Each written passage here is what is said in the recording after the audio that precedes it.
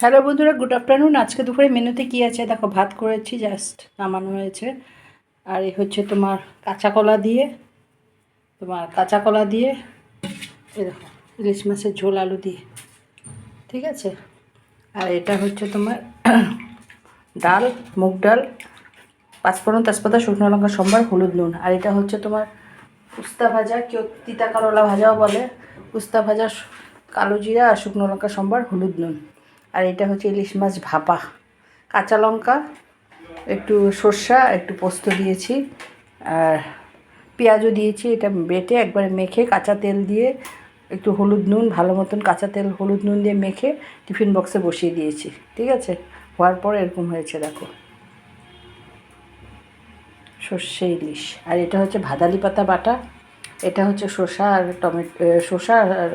শসা আর গাজরের স্যালাড, ঠিক আছে। এই হচ্ছে আজকে মেনু।